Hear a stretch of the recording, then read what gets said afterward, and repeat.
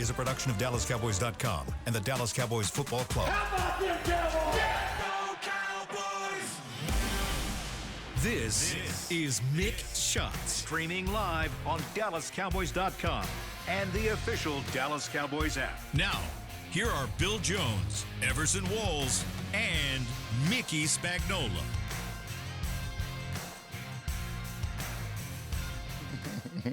Well, we are post-draft, and this is Mick Shots, and I can't wait to hear what Everson and Mickey have to say about what the Cowboys did Thursday, Friday, and Saturday. And we have football players. I saw one football player walking out on the field as I walked. They're going to be out there, Bill, for phase 2 of the off-season workouts. Right. I had an opportunity a week or so ago to talk with Brian Schottenheimer about all the draft process, and he couldn't wait until 2 days after the draft where he can actually get his coaching staff on the field with these guys a little bit. So the draft choices are here.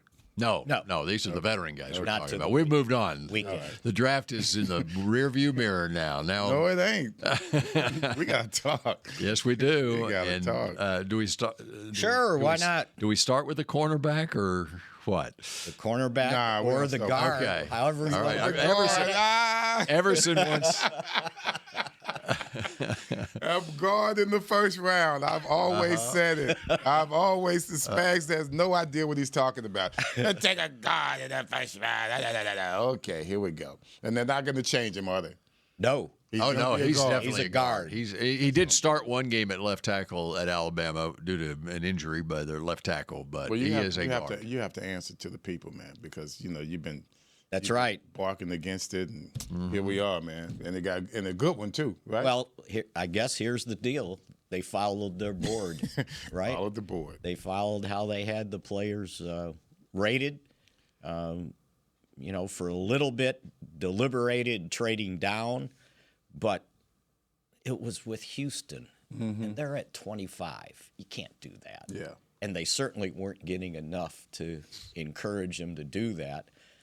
I mean, if you're drafting at 25, you're taking a second-round player. So, But really the only way, I guess Houston, if I was just trying to do the math on it, to move up that far, they would have had to have been offering, to make it work on the trade value chart, they would have to be giving up their second and their third Right. to move up, or a first next year. and I saw where even a second and a third, the Cowboys were going to come back by on the point chart minus 15. Okay, well then it would be a second, a third, and a something, fifth. right? Yeah, and they didn't want to give up all that. So, and they So I'm going to assume. and nobody else traded up. So I'm going to assume if they were offering a future one or Yeah, I would think so. to move up 13 spots. So they drafted their board. That's where they had this guy ranked. And all I know is, let's see if I have it on. You should I'm start off sitting with there. that. It should be like, I know so much. It shouldn't be, well, all I know is this. I'm looking for more information. You sound like you're. Yeah, convince us here. Mickey. All I know is, and I didn't watch any tape of the guy beforehand or anything, but he comes in with his family for the press conference, right? And I'm sitting there, and I got in there late, so I'm sitting on the side, and the family came in, and I had to move over one seat, right? So sisters, whatever, aunt, mom and dad, brother. And he starts this press conference, and we were probably, 5 minutes in or so. And I wrote down on my notes, is this guy for real? Just like that. And then later I wrote, I don't think I've ever heard anybody handle himself so well at a press conference. I said, now, if he can play, they've Even hit better. the ball out of the park with this guy. He was so impressive, handled himself with such class, how he talked, what he said on the conference call. And somebody asked him, can you play, right guard? You were playing left guard. He goes, I can play football. He goes, I can play either side.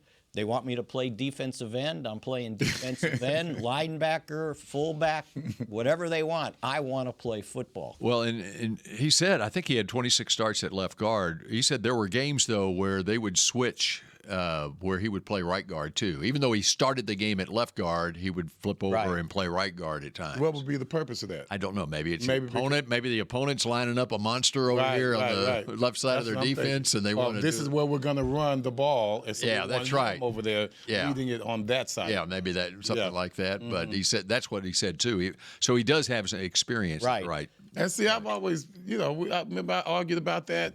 Well, he can only play left guard. It's like saying I can only play left side, left corner. You play where you play. As a DB, I'm going to go in motion with that guy. I'm not a right corner anymore. I'm a left corner because the receiver brought me over there. If you're an offensive lineman, you should be able to play both sides. I never thought that was a big deal, but obviously it is, and I'm glad he can. You know who I bet is elated with this pick? Nathan Frisco. Oh, absolutely. I was told this was the guy he wanted in the first round. Nice. And Tyler Booker's going to hit it off big time with Nathan Frisco, I think. He understood the history of the Cowboys. Yeah. He knew about Larry Allen. He knew about Zach Martin. Well, and I told him about Nate Newton. And you told him. I saw that. Yes. Good stuff. I also told him about John Nyland and Blaine Nye and Herb Scott. Do you realize this is only the third time they've taken a guard in the first round, a true guard. Fourth time? Nyland, Larry Allen, Zach Martin, and then this guy. So Nyland was like the 6th pick in the 66 draft. Yep. So you have to go back. So their reasoning, and when I heard it put this way, I think I understood. Number one, if you were going to replace Zach Martin and what you're used to having at right guard, you don't just want a guy there, right? You want to try to replace the quality of Zach Martin, if it's possible. No doubt. Number two, the other thing they pointed out is the competition they have to face in the NFC East with all those big slobber knocker defensive tackles, Philadelphia, the Giants, Washington, that they needed to be strong in the middle if they were going to take on these guys. Which is what we are known to be. Right. That's when we're at our best as an organization, we're strong right where we need to be strong right now. And if you're strong there, chances are your running backs will have a chance, your quarterback will have a chance. Can stand in the pocket. Yeah, and your wide receivers might be able to. And I went back to the interview I did with Jason Garrett when Zach Martin retired, and that was his word. He goes, if you're not strong up front, doesn't matter how good the quarterback, running back, wide receiver is, you'll never see their talent. Nope. If the offensive line is not strong. Well, The offensive line travels well. Yeah. I love it. It's playoff football. It's road football. And this is exactly what he he did. Kind of fun line. Who were the top teams in the NFC last year? NFC? In the NFC last year, who were the Eagles? Detroit and Lions? and the Lions. Yeah. Look at their offensive lines. Oh, yeah. Yeah. Look at their running backs. Both of them. So, and that's exactly what this is, a facsimile of what Jason did, right? Three of his first 4 first-round picks when he became head coach were offensive line, and now they've done the same thing. And the other thing is, especially when you're replacing a guy like Zach Martin, who was a first-round draft pick and future Hall of Famer, okay, if you're looking to really upgrade your offensive line, you look across the board, across the league, and sure, there are 4th and 5th round, 6th round offensive linemen who eventually become starters. But as far as difference makers on the offensive line, I don't care whether it's a tackle or a guard, it's got to be a 1st or 2nd round draft pick usually. Right. You don't usually miss those. That's what you're saying. No, Well, you can miss on them. You can miss on them. It's just very hard to find. They go faster, the really good ones. And in fact, in this draft, The other guy that I think the Cowboys probably had their eye on if they did not take an offensive guard or a tackle who can play offensive guard to start his career in the first round would have been, and help me with the pronunciation on this. Well, no one in this room can help me with that. you Jonah Savayanaya, okay? He would have been a second-round guy. Well, he would not have been available for the Cowboys in the second round, as it turned out, because he went number 37 to Miami. Right. And so if you were going to really upgrade the offensive line through the draft, it was going to have to be in the first round with Tyler Booker, in my opinion. And which takes us also to a lot of people out there are concerned that they didn't get a wide receiver in the draft. Which is But I look at this draft, and I don't think it was a very good year for wide receiver prospects in this year's draft, where if you were going to truly find a number 2 wide receiver on this depth chart, you needed to do it in the first round. You might be able to find one in the second round, but it had to be one of those 3, whether it's Tet McMillan, Matthew Golden, or Emeka Egbuka.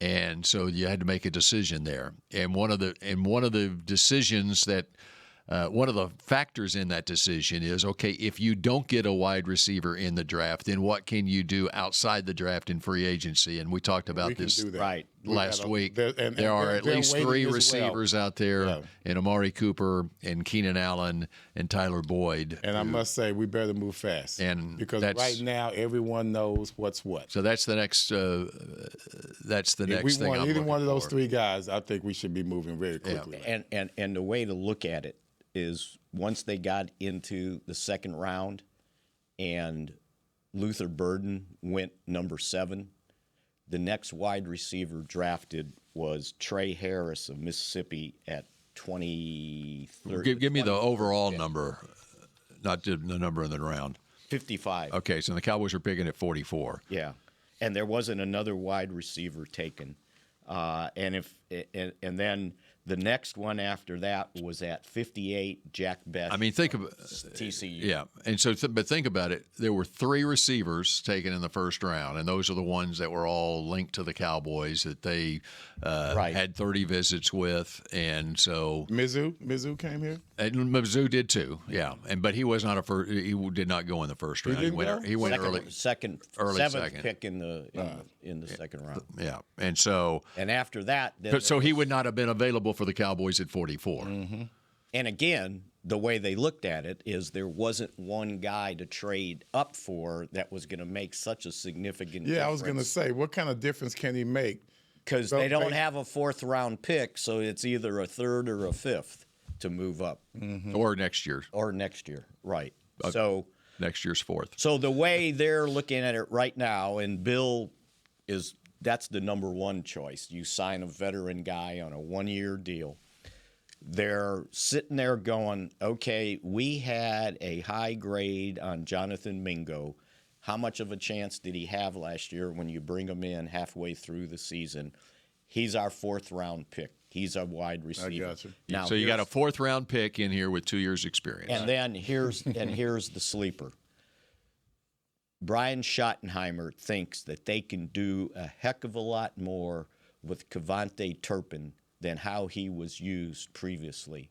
He thinks that they're going to lean on him and not just a slot guy that they've got, and they feel like after 3 years here, he has made himself more versatile, that he understands the offense a little bit. He even said it. He goes, second year, Kevontae Turpin, if you told me we were going to give him 30, 40 snaps at wide receiver, he did the thing like sucking air through his teeth, like, I don't know about that. But Well, they told you that with the contract they gave you. Right. They didn't. You don't give him a 3-year, $18 million contract extension with the hopes that he might get an opportunity to return a kickoff or a touchdown every now and then. They think they can use him at wide receiver. And one of the reasons why his last year in the UFL, when he was the offensive player of the year, it wasn't just his returns. He had like 44 catches in, what do they play, 10 games? Yep. Something like that. And so And was going back to receiver. college at TCU, he was a really good receiver. He is. But to me, when it comes to him, it seemed as if anytime we had a play for him, your offensive line has got to hold. Right. And they were not. Give him a chance to And we didn't use have his speed, right? Yeah, we would look for him, and we couldn't see him because you got the offensive line, the D lineman in your face all the Which gets time. back to the Big Green Notebook scouting report on Tyler Booker. Great push, strong, mauler, wide base, stymies pass rushers. He can anchor in there. There you go. Here's another thing about him. It was Saturday. I don't know if it was around noon or what. I was coming up the steps, and he and his family were walking out the side door upstairs, and he turned and he looked at me, and he just left his people, came over and introduced himself, shook my hand and introduced himself, right? And I was like, who does that? How did they know you? He didn't. He had no idea. You know what he did? Seen you in the press said conference? some old fart walking down the hallway and said, well, maybe he works here, right? He got on the, You know got a what star on he his did? chest. We had him before the press conference. He came to the Cowboys TV studio to do an interview. I did a sit-down interview with him. So he comes in there with his family, and there were probably 8 to 10 production people that were around in the studio, whatever. And so after we got done with, and before and after the interview, he made sure he shook the hand of everybody in that room. I mean, he went out on his own seeking them. Yeah. There'd be a guy over on the other side of the studio, and he walked over and said, "Hey, I'm Tyler Booker," whatever. And he didn't just. So that's the kind of No, I saw his podcast. I talked to Spags this weekend. I saw his podcast with Michael Parsons. Yeah. And I heard that Michael Parsons was kind of cool on the pick at first, and then he had his hopes set on Ted McMillan. I think. Oh, see, I wasn't aware of that, but during this interview, Booker changed his mind. Yeah. He changed Michael's mind. And They were excited. Mike is in there, oh, let's go. Oh, it's like, okay, well, Mike is on board. It was when Booker said that his mission when he blocks is to make the guy he blocks not want to play football. And it was a build-up, the way he built it up, like first quarter, the second quarter. Yeah, that's right. And the build-up is what got Micah going. And it wasn't like a perfunctory handshake. He stood there. The people were leaving. They're out the door. They're outside. 5 minutes. He's still talking with me. Yeah. Yeah. You sell yourself short. Tyler Booker is a student of the game, and I guarantee you he knew Mickey Spagnuolo. Yeah, I don't know about that part. Don't sell yourself short. It is funny, though, because he was the story on him when he was born. His daddy put a football in his bassinet when they came home from the hospital. You're lying. No, it's true. Yeah. Did he fit in a bassinet? And in New Haven, Connecticut. Wow. And then at age 5, he told his daddy that I'm going to play in the NFL. He's from Connecticut? Yep, he's from Connecticut. I would not have thought. And then he also, once he got into, so in youth football, he played up. So he'd be in 5th grade, he's playing with 7th graders.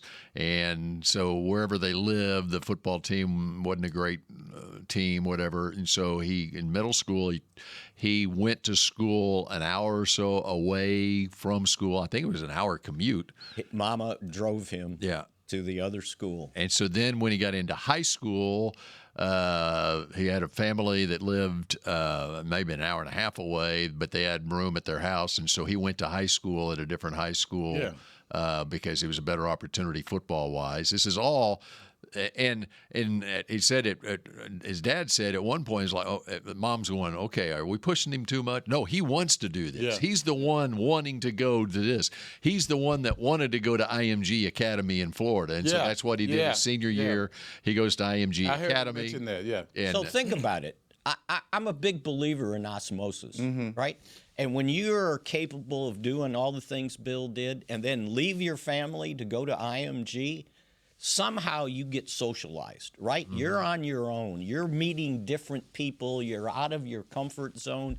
And it showed. And then he said he walks into Alabama, and he compared it to walking in here. He goes, you walk into Alabama, you feel greatness. Yeah.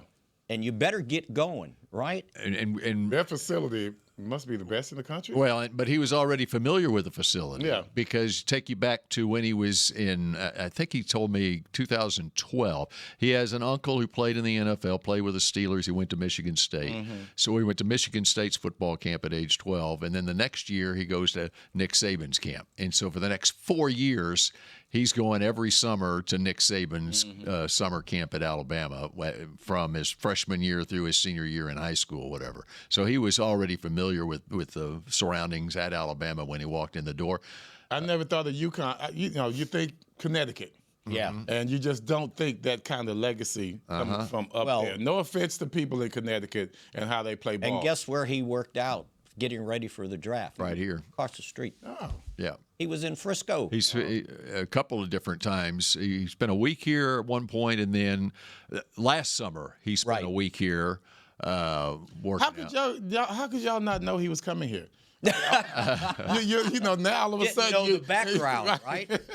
All of a sudden you realize he was here long enough to be able to tell you where to go, where he went to eat barbecue. Okay, there you go. So it's quite a story, and then I can see why if you brought him in for an interview, well, he'll seduce you, and then his talent, because the highlight stuff that Bill ran last night, he just destroyed guys pulling. These poor safeties wanted to. It looked like Larry Allen all over again, right? And I love the footage of him in a hut with teammates huddled around him. He's got his helmet off and he is talking to him. I mean, you can tell he is the leader. Yeah. Alpha among alphas is the way he's described. Brother. And you said a week or two ago that whatever we do, we need to get a dog in here, and he's one of those too. So, and if you need a voice on the offensive line, he just showed up. Yeah. So, and I think he's going to hit it off great with Tyler Smith. Yeah, he's going to bring out the best in Tyler Smith too. And now you got those two flanking Cooper Beebe at center.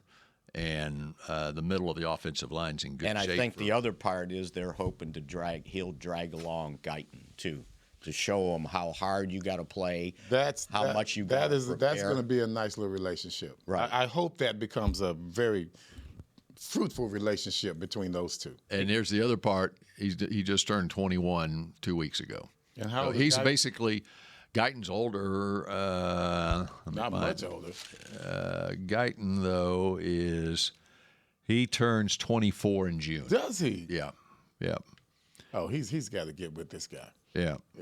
So Booker is 3 years younger than Guyton, and he's going to be the one leading, huh? Yeah. He's going to have to. And Tyler Smith is 24. Right. Tyler Smith is younger. Tyler Smith is 2 months older than Tyler Guyton. Okay.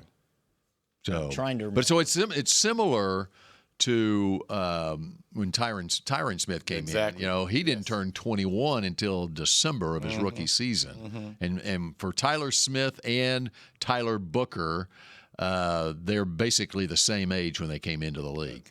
So now you got your offensive line. Now you got to fill in other spots. The other thing on the offensive line is I like the depth that they have on the offensive line now. Okay, you got your guys, and we're assuming we Booker. knew who did some good work last year. We still have with Brock Hoffman and then with T.J. Bass and even they bring in Sadiq Charles in free agency who started 10 games a couple of years ago, didn't play last year, but you got veteran depth. Awesome Richards is another guy, and so there is really good competition on the offensive line. Doubt. I mean, they literally didn't even have to go sign any rookie free agents on the offensive line because even before drafting Tyler Booker, they had 15 offensive linemen on the roster that are guys with experience in the league, and that's how many you take to training camp is 15. Yeah. And they did good work last year. They did good work last year. So with Dowdle, did good work. Okay, so what about the rest of this team now that we solved the offensive line issue? When we come back here on Mick Shots, let's dive into the rest of this draft. Cowboys football and Miller Lite. What a pairing. Can cracks at kickoff. Tailgates going way past postgame. Sunday night overtimes followed by Monday morning swagger. Brisket in the smoker, Miller Lite in the cooler. America's team playing America's greatest sport. Miller Lite, the only beer of the Dallas Cowboys. Dallas Cowboys football tastes like Miller time. Celebrate responsibly. 2023 Miller Brewing Company, Fort Worth, Texas. How do you tell the world about all the great gifts in the Yeti store? Let her rip, Troy. All right, folks, let's get started with the Yeti French Press. Enjoy coffee that stays hot for hours in a French press. 34 ounce for you, 6'4" for the cruise. The Yeti French Press. Hot mix waterproof bags. Bags waterproof. Submersible waterproof doubles. Waterproof bags. World's mostly water, so get a waterproof Yeti bag. Do I smell something cooking? Oh, new cast iron skillets made to be passed down like Mama's recipes. Take a steak, cornbread, cobbers, pot pie, and potatoes, and next level with 3 sizes of Yeti cast iron skillets. Gear, gifts, and product experts. Visit the Yeti store on McKinney Street and at South Lake Town Square today. Hey, Cowboy fans, I'm Dak Prescott, quarterback of the Dallas Cowboys. But lately, I've been learning a new game, crypto. Sound confusing? Don't worry, even us pros were rookies in crypto once. That's why I trust blockchain.com. They make crypto easy. No confusing jargon, just the tools to help you win. Prescott keeps it, slides with a first down. Invest like your icons, where everyone is a rookie in crypto with blockchain.com. Perfect throw, my goodness. Wow, did he ever thread the needle. Visit blockchain.com/cowboys to get started. The Medal of Honor is our country's highest military award for valor in combat. More than 40 million individuals have served in the armed forces since the Civil War. Fewer than 4,000 have received the Medal of Honor. The National Medal of Honor Museum will be a place to preserve these legacies and inspire America. It's being built right next door to the Dallas Cowboys in Texas. Help us honor our country's greatest heroes. Learn more and get involved at mohmuseum.org. Back to Mick Shots. Get excited for the most dazzling DCC experience yet. Dallas Cowboys cheerleaders on tour is coming to a theater near you. So you're excused, Spags. Witness live performances, enjoy an on-stage Q&A session, and even be part of a live audition.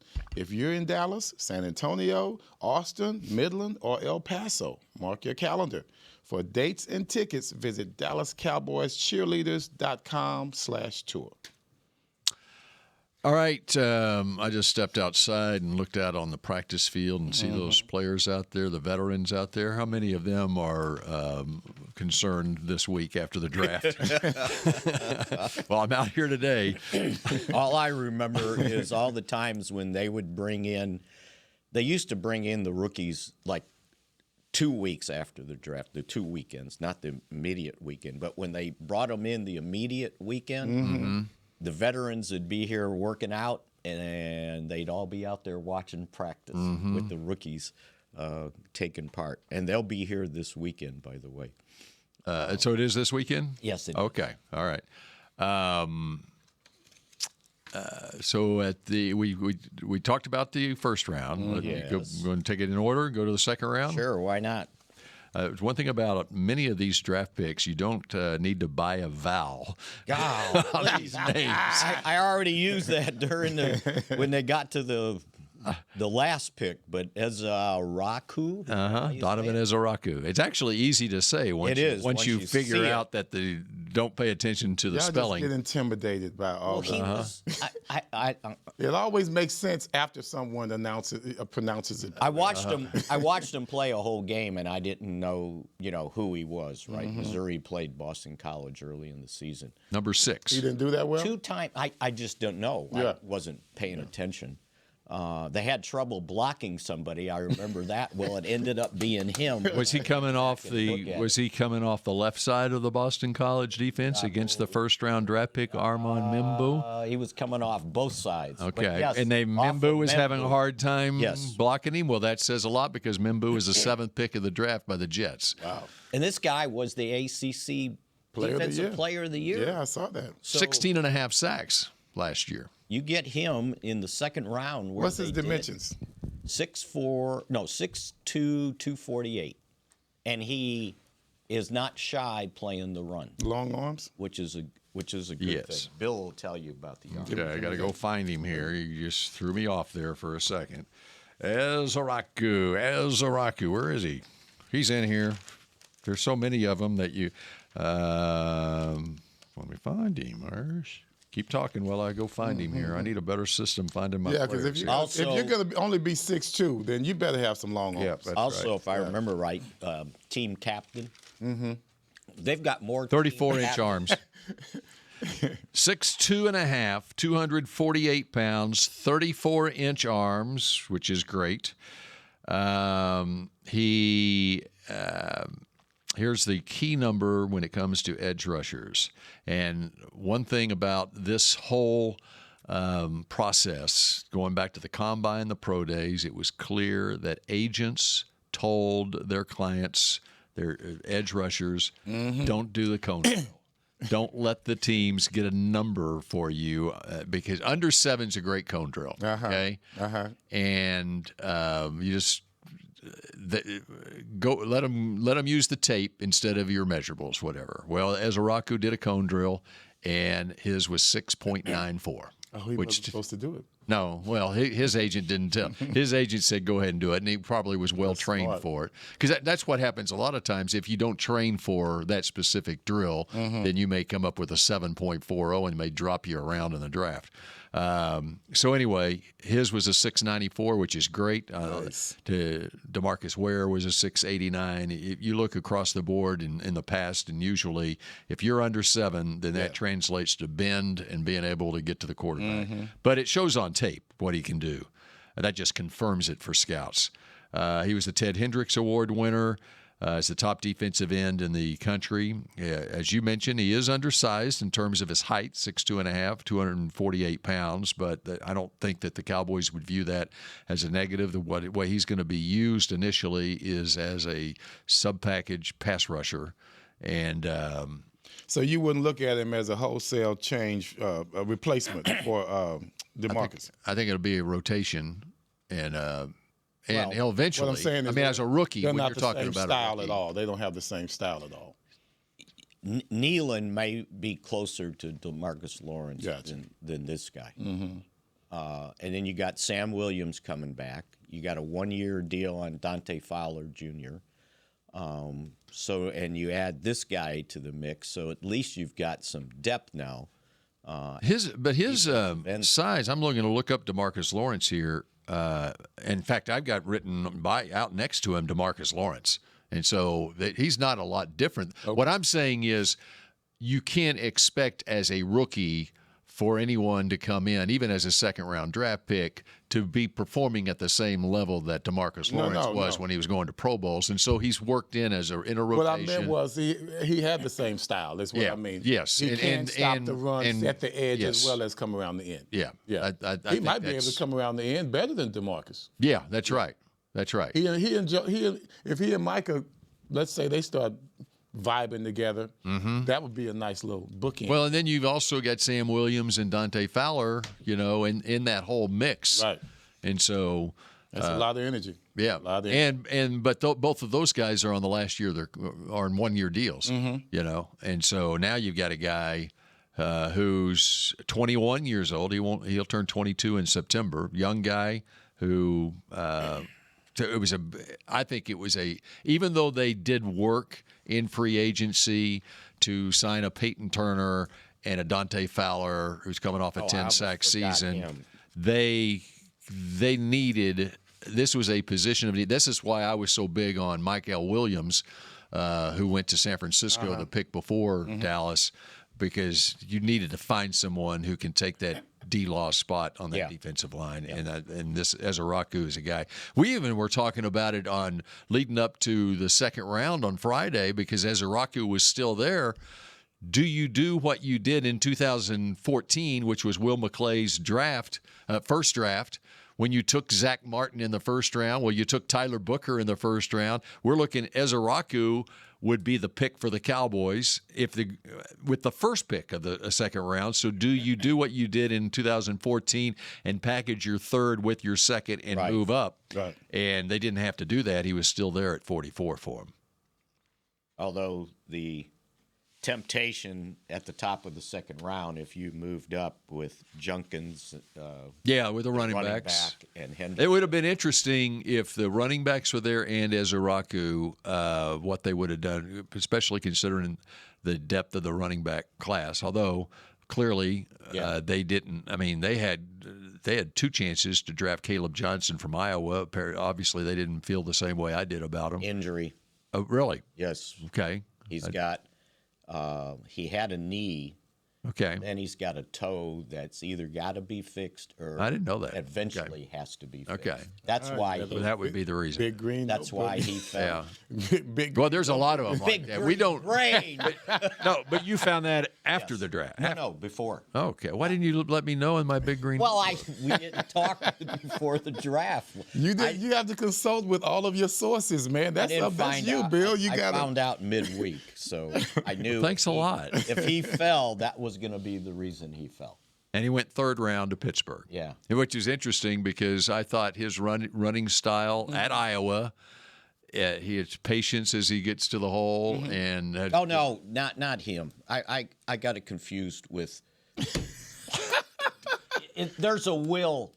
There's a way. Cornerback. Will Johnson. Will Johnson. Sorry.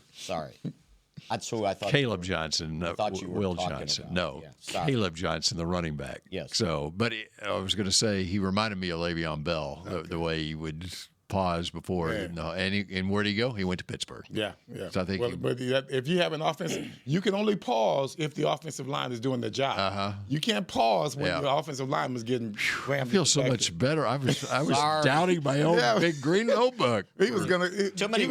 I had no idea. Question his entire system. Yeah. He was gonna question everything about life.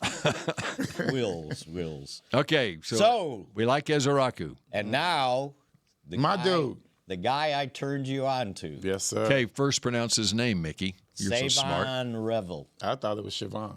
Savone. Savone. Now, wait. Say it again. The H is silent. You got what? Savone. No H. Okay, tell me how you pronounce it. Just say it. Say the whole name. Savone Revel. Yeah, there you go. It's Revel. It's Revel. Revel. It sounds sexier. Savone Revel. Yeah. And that kind of flows once you learn the way it sounds goes. poetic. Yeah. Savone Revel, who scouts call the Condor. Because of his, arm length. Arms and well, you saw 80-inch wingspan. Yeah. Actually, 6'2". Isn't he a junior? Huh? I thought he was he's a junior too. He's a junior. Yeah. He is a junior. You know what your wingspan is? Mine's pretty good. Yeah? Yeah, mine's pretty good. It could have been, one of the best in the league. Yeah, I was. You don't remember? That's what we do. No, I think I know my arms. I'm about 34 inches here. Okay, but your wingspan. Well, it's not like I got a chest here. I don't have that V going. So he 80-inch wingspan for a cornerback, and he's 6'1" and 7/8 inches tall. You got it's more of 6'2" a Richard Sherman type of look, right? And I mean, he's got arms. Long arms, down just to like his Richard knees. Sherman. Now he'll start training camp on PUP. He's still recovering from his torn ACL, and he did have some meniscus work done also, so that kind of delays the recovery from the ACL. But they know all they need to know about him, as we talked about with Dr. Cooper doing the surgery.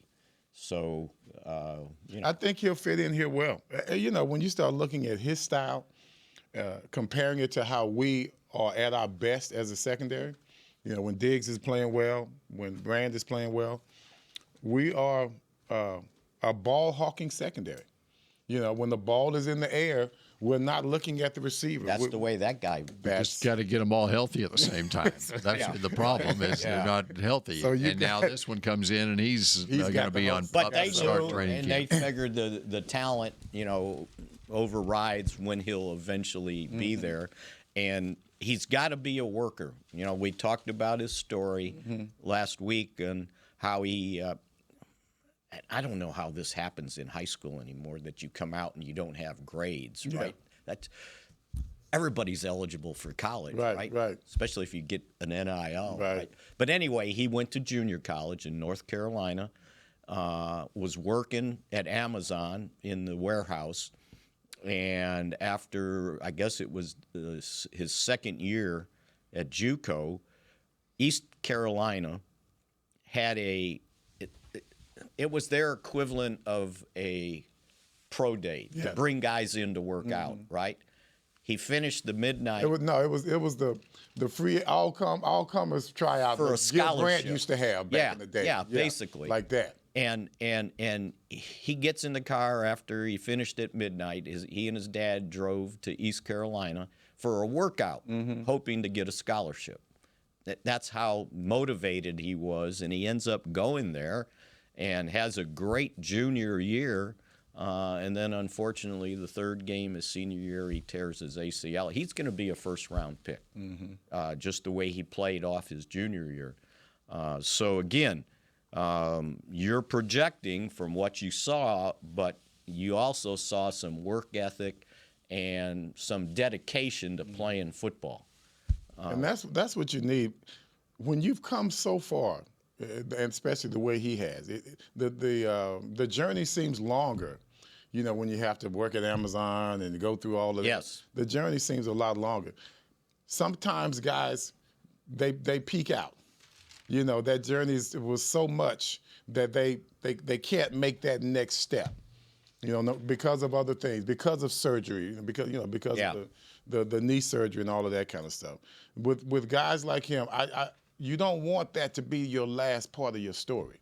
You know, you don't want that to be the end of it. You don't want that to be the highlight.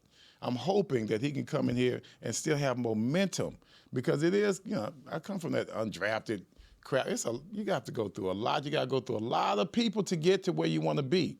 And you got to be strong in that regard. I hope he stays the course, because he's already done some amazing things to get where he is now. Right. It's always tough. This ain't the end of the journey. Yeah, right? You know, sometimes you're satisfied with that, or sometimes circumstances limit you to that. I'm hoping that his story continues, especially on the same path it's going right now.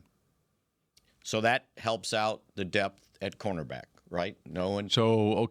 So how satisfied are you right now with what you have at cornerback, considering that we'll see where Revel is with his recovery from the ACL and his availability at the start of the season? We know that Trayvon Diggs is going to probably be on PUP to start training camp, and he could be into the season before he's eligible or able to play. Right. So that leaves you got Deron Bland. You've got Kaiir Elam, who you traded for from Buffalo, a former first-round draft pick who last year with Buffalo had played in 13 games, 4 starts, had 305 snaps with Buffalo last year. Kalen Carson, who last year started 5 games as a rookie. And Josh Butler's coming off an ACL. He won't be ready. Andrew Booth. You saw him last year. Yeah. Those are your corners, and Kamon Hall, who we flashed a little bit in training camp. The key to all that is Kalen Carson, because he flashed in training camp. He played well the first couple games when he got forced to start. What was he, a fifth? Okay, let me count it up here. Okay, let's take Revel and Diggs off the board right now and say they're not going to, let's just say they're not going to be ready at the start of the season. So guys that you would be comfortable with being out on the field for the first game of the season are Bland, on this roster, Bland and Elam and Carson. That's 3. And then you've got Booth. These are just cornerbacks. And the cornerbacks. Okay. I'm talking cornerbacks. And then you got Kamon Hall. You're going to need 3. And Kamon Hall and Troy Pride are also on the roster. You're going to need 3 cornerbacks. So my question is, do you need to go get a cornerback right now, considering all of that? If a veteran shows up, like Stephon Gilmore showed up last week. Yeah, right. That caused a furor, didn't it? He showed up. I don't know if he was taking a tour or what, but the word was he was not there for a visit. I mean, for a team visit, but he was there for some reason. He was in the building. Why? But aside from all that, Stephon Gilmore at 35 years old, I would feel much better about what the Cowboys have at cornerback going into this season if Gilmore's on this roster. Oh, no doubt. Yeah, that's why I said I got Gilmore and I got Cooper. Let's get him. Kalen Carson has to come through for him. Now, and that's great. And Kalen Carson might wind up being the star. And you got Gilmore as a 4th cornerback or whatever. He got hurt, and then he lost his confidence, and he never played the same. Mm-mm. So they needed him to get back to where he was last year. And if as it turns out, if Revel is ready to go for the start of the season, you've got a combination there. Real young legs. See, I'm young knee. I understand. Hold up well through the surgery, and he may come back right ready for the season. I understand Elam is here. It's a body. I don't know how much I trust it just because of his history at Buffalo. Second-round pick first-round pick, right? Yes, first-round pick. That never really played to a first-round level. You know, they were doing in the draft the guys they added for teams, and then it said guys they lost. And Buffalo, they listed him as lost. I said, no, they didn't lose him. They got him out the building. Well, but one thing on him, okay, he was a first-round pick. In that same draft, Christian Benford was a 6th-round pick, and he basically, I guess, beat him out for the job. Right. And so he didn't have the opportunity to develop actually, there, yes. whatever. And so remember the old TV show, This Is Your Life? Yeah. This is his opportunity. Yeah. Right. Because he's going to have a chance to compete at the cornerback spot. Right. But having said all that, I think they need to go get a veteran guy, whether it's Gilmore or there's a half dozen other guys out there. What do young DBs do these days to get ready for the pros? What do they do? What do you mean? I don't know. What do they? You got wide receivers. They always go to a camp. They got a quarterback with them, and they're out there in Phoenix or whatever, and they're out there getting ready. They've been doing it since they were 9 years old with trainers and stuff. What does a DB do? I mean, if I'm a young DB, if I'm Carson, how do I get better? You know? What did you do? I went out there trying to cover somebody. I was trying to find a wide receiver wherever I could find one. I'd go to Grambling, I'd go cover some guys. I couldn't wait to get to training camp when we got there. I worked my ass off in regards to have my body ready to go. I wasn't a lift guy, but man, I was in shape. But I didn't have any problems trying to cover somebody. This guy, Butler. Let's say a guy like Butler. Let's say a guy like from Buffalo. This guy. What's his name? Kyer Elam. Elam. What's he gonna do to get better? Because you know what Josh Butler did to get better? What'd he do? He worked out with his dog. He had 2 dogs, or maybe 1 dog, right? He still got. And if you want to get better as a cornerback, he did TikTok videos, and it worked for him. If you want to get better as a cornerback, you got to cover wide receivers. What's fast? As Josh Butler will tell you, what's faster than a dog? Well, yeah, the dog is fast, but the dog can't catch. You see? But you haven't seen the TikTok videos of Josh Butler. I have not seen it. That dog can catch. Let me tell you, that dog can catch. Might be a frisbee. It's not. That's right. He's flying through the air. He's getting his. He's tracking the ball by. I wish we had Josh Butler sitting here having a conversation that would with be Everson cool. about that would be very cool. We need to do that because I want to know what young DBs do now to get better. We already know what wide receivers do to get better with their quarterbacks and all that. Young DBs need to have some type of outlet to where I can get better covering other wide receivers. We need to do that. We need to get Josh Butler in here. Well, we can work on it. Okay. Or we need to start our own cornerback camp. Yeah, I got to know because, if I just got cut from Buffalo and I come to Dallas and I don't do well, in the offseason, I got to change something. I got to change something. I have to do something to elevate myself to that level because right now I'm here. How did I get to here? I'm just, starting today. You better come out here and be with wide receivers every day. That's right. Every day. Got to catch. Okay, if we talk running backs. Which, by the way, before you go to break, I got to say this. We talk all the time about quarterbacks, like doesn't matter what level you're at, junior high, high school, college. Mm-hmm. If you don't have a quarterback, you can't be effective, right? Guess what was going on here on Saturday? The girls' high school flag. Oh, yeah. Right? And guess what? If you didn't have a quarterback. You were watching it? What's right out the window, right? I talked to him right afterwards. And I said, if you don't have a quarterback, you can't win at this level either. It doesn't matter.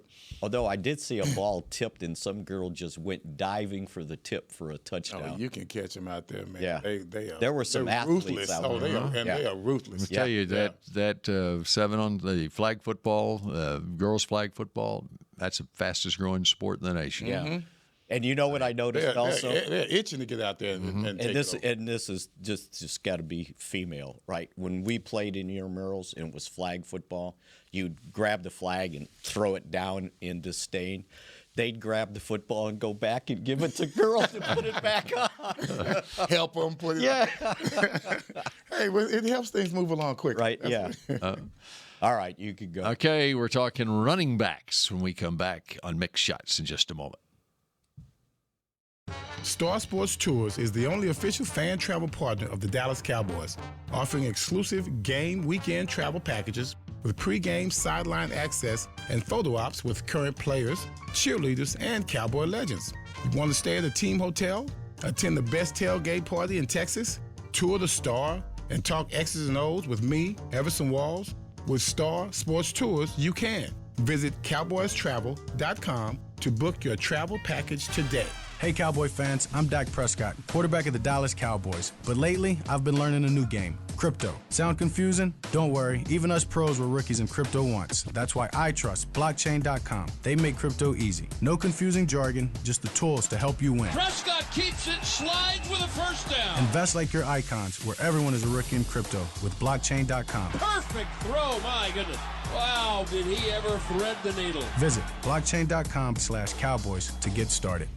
Star Sports Tours is the only official fan travel partner of the Dallas Cowboys, offering exclusive game weekend travel packages with pregame sideline access and photo ops with current players, cheerleaders, and Cowboy legends. You want to stay at a team hotel, attend the best tailgate party in Texas, tour the Star, and talk X's and O's with me, Everson Walls? With Star Sports Tours, you can. Visit cowboystravel.com to book your travel package today. Cowboys football and Miller Lite. What a pairing. Can cracks at kickoff. Tailgates going way past postgame. Sunday night overtimes followed by Monday morning swagger. Brisket in the smoker. Miller Lite in the cooler. America's team playing America's greatest sport. Miller Lite, the only beer of the Dallas Cowboys. Dallas Cowboys football tastes like Miller time. Celebrate responsibly. 2023 Miller Brewing Company, Fort Worth, Texas.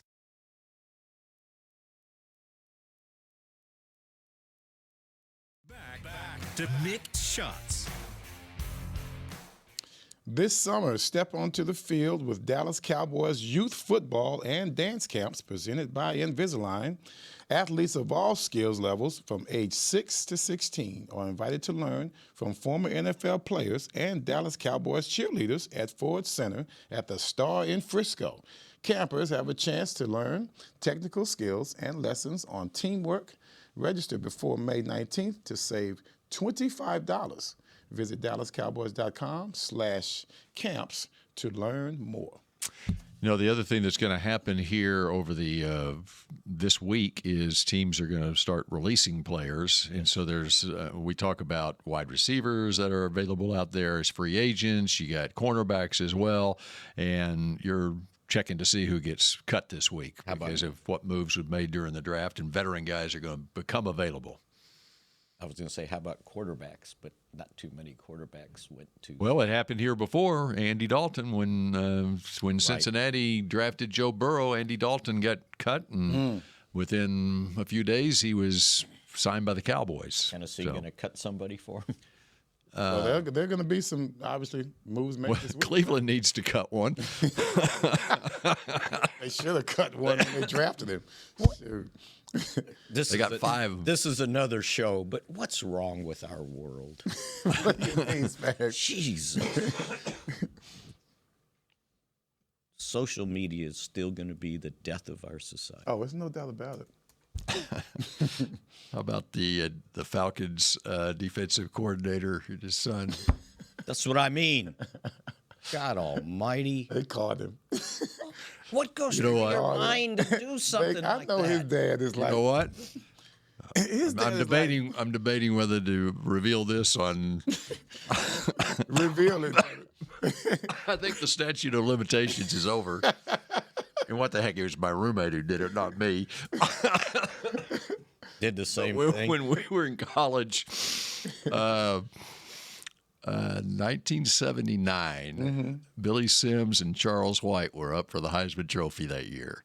And back then, they didn't have a Heisman Trophy ceremony on a Saturday night. It was just like announced in a press release on a Tuesday afternoon sometime. So that Tuesday,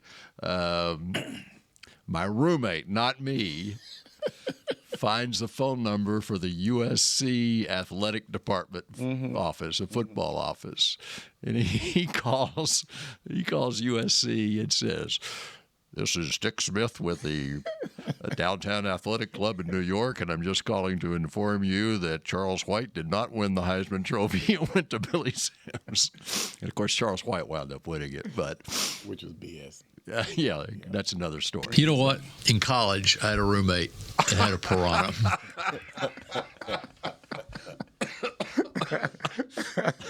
We should have a segment, my college roommate stories. So anyway, we did it, but I could write a book. Yeah, me too. We didn't record it, okay, and we didn't broadcast it on KGOU radio. And okay? did they believe it? Did they believe it? I don't know. Yeah, I mean, I don't know what was the response like. Oh my God. Yeah, I don't remember that part of it. But there's not much I do remember from college, but I do remember that. So I thought my college roommate was punking me when the Cowboys were signing Herschel Walker. We're in training camp, right? And I put a call into Herschel. He's in New Jersey, wherever. And I had to write a long story. And about 2 in the morning, right? So, no, 1 in the morning, so it's 3 o'clock East Coast time. "Hi, this is Herschel Walker." And I'm going, no effing way, just like that, right to myself. And I said, my college roommate worked in Atlanta. He knew Herschel. He had the greatest imitation of his voice, right? And I'm going, okay, he's punking me, right? And I asked Herschel like 2 or 3 just benign questions to feel it out. And then I realized, oh, no, this is really Herschel. He called me back. Oh, come on, man. Oh, my goodness. All right. Jaden Blue, running back.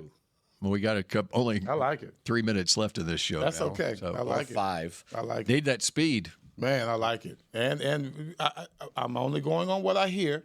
And I told hear him good things. When I went to the pro day and watched him run routes for years, he was amazing. And, when you see somebody run, you can tell if they're fast without a stopwatch.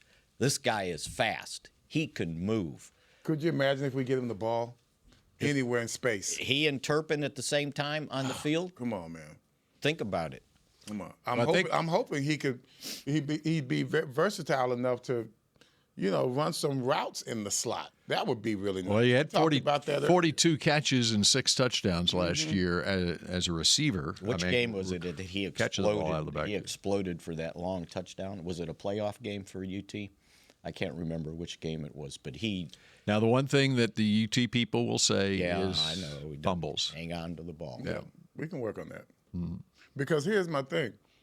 If he's able to have a little bit of wiggle in him, I get it, running backs can catch passes out of the backfield, but if you can catch it from the slot, then that would eliminate the need for, an extra wide receiver. I mean, we're going to get a wide receiver anyway, but he could make us more versatile in some packages if he's able to do something in the slot. That'd be great. That'd really be great. He can run. That's all I know. And 5'9", 1. I got to talk to my brother. He went to UT. 5'9", 196. Yeah, that's a good size. So that's that's the size of a third down back. Mm-hmm. And you got Javonte Williams, and then you got Miles Sanders, and you got Deuce Vaughn, and you've got another one that you drafted in the 7th round, Phil Maffa from Clemson. So, and he was pretty good. I think he had maybe some injury or something that slowed him down his last year, but his junior year, I think he had. I'm not relying on you to tell me about injuries. Anybody. So, offensive lineman, this guy from Oregon, talk to me. Johnny Cornelius. Yes. It's a really great story. He's from Harlem, grew up in Harlem, and wound up at Oregon. And you know what I see in him? Way on the other side. Yeah, but what I see in him, Clayton Adams, the offensive line coach, was in Arizona. He reminds me, although I don't know that his dimensions are exactly the same or his athleticism, but his makeup reminds me of Kelvin Beachum who has been playing in this league for 14 years. He is from about as far away as you can get from Harlem. He's from Mahia, Texas. Oh, come on. But Kelvin Beachum went to SMU, and very smart guy. Johnny Cornelius is the same way. So I would love to talk with Clayton Adams to say, hey, do you see similarities? Are they the same? Well, he should have an inside look because the Cowboys wide receiver coach, Junior Adams, was at Oregon. So he knows this guy. Right. As a matter of fact, when they did the interview, it was like I was confused, the secret audio. What's his dimensions? And they Johnny, 6'5", 310. Nice. But he can play. He started at right tackle, but he can play inside or at tackle. So they were calling him Uncle Junior, and I'm going, what are you guys talking about, Uncle? They're not related. And then it was like he was the wide receiver coach at Oregon. Okay. And so Junior Adams, and they got Clayton Adams, and so they had some inside knowledge on him, and evidently they're going to try and. There was a wide receiver from Oregon, Trayshawn Holden, undrafted free agent that they're planning on signing. And so obviously Junior Adams was his position coach, so they should know something about him. And Oregon always had a good passing game. So, they should be able to come in. See, and this is one of the benefits of bringing some of these college guys in on your staff, because they've recruited, like Connor Riley. I'm trying to remember what player K-State played against that they ended up drafting, but he saw him. They had to play against him, and had inside knowledge of this. Texas would be one team they played against with Jaden Blue. Yeah. And you get a different feel. But Connor Riley's been coaching offensive linemen, forever, and he. To the point where he ended up being the K-State offensive coordinator as an offensive line coach. Same thing with Clayton Adams now. So we'll see about these bit of diversity. We'll see about this fumbleitis. See if they can cure that, training right? Camp and preseason, we'll know. Yes. Okay, let's hear it. Producer Supreme.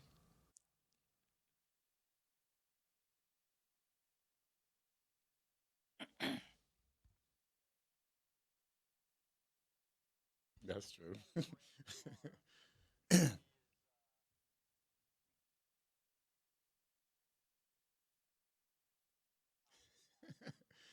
There's nowhere to park. There's nowhere to park. Better have, yeah. Well, think about these young guys. Think about these young guys. Some of them, he's only been to one part of Harlem. They can't even rent a car. Yeah. Can they sign for an apartment? I don't know. They better have a good agent. 21? They better have a good agent. If you're not 20? I mean, if you're not 21, can you sign to rent an apartment, or does somebody have to do it for you? No, you can sign. You can sign? Yeah, you can All sign. right. I thought maybe somebody had to sign for you. It's not 1973, Mickey. I signed for an apartment at 18. That's the Harlem he remembers, too. He remembers across 110th Street.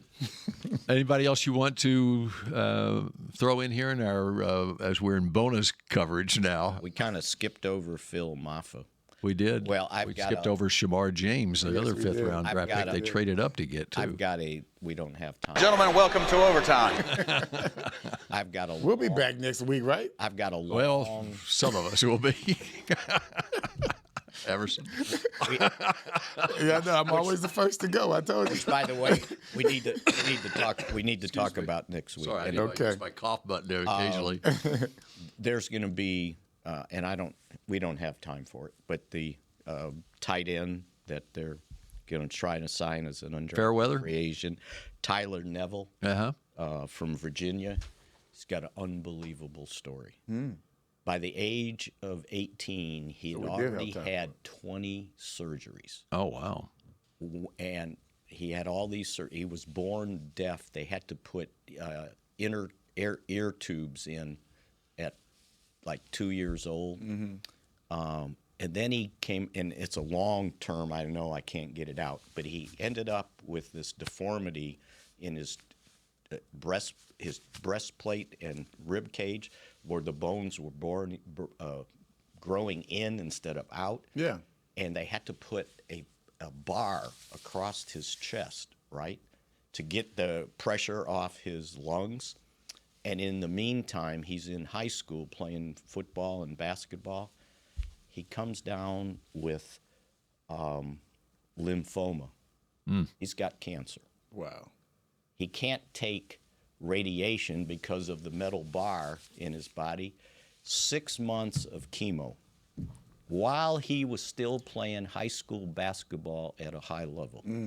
He goes to Harvard, plays 3 years of football there after he recovered from the lymphoma, and transfers his last year to Virginia and ends up being their leading receiver at tight end. It's an unbelievable story, and started his own foundation to help kids with childhood cancer. And he went to the tight end training camp, or whatever the thing Kittle does. Well, guess who he knows? Jake Ferguson, because Ferguson worked at the camp. Wow. So Ferguson kind of knows the kid's story. But it's an unbelievable story of how many surgeries he had to recover from to be able to end up playing. And he graduated, by the way, all Ivy League from Harvard, and then goes to Virginia as a graduate student. He'll be he's my pick to be the most talked about player during Cowboys preseason games in August. You'll be hearing that story. Well, you better get me on the broadcast so I can get it to That's you, right? In the third quarter, we'll be joined by Mickey Spagnola, who will tell the story of Tyler Neville. More about. And now the fourth quarter's starting because he hasn't finished yet. All right, that does it for Mick Shots. And how about we do it again next Tuesday at 11 a.m.? No Cinco de Mayo. Okay, all right. So we'll see you next Tuesday at 11 a.m. on Mick Shots. Go Cowboys. This has been a production of DallasCowboys.com and the Dallas Cowboys Football Club. How about this, Cowboys? Yeah!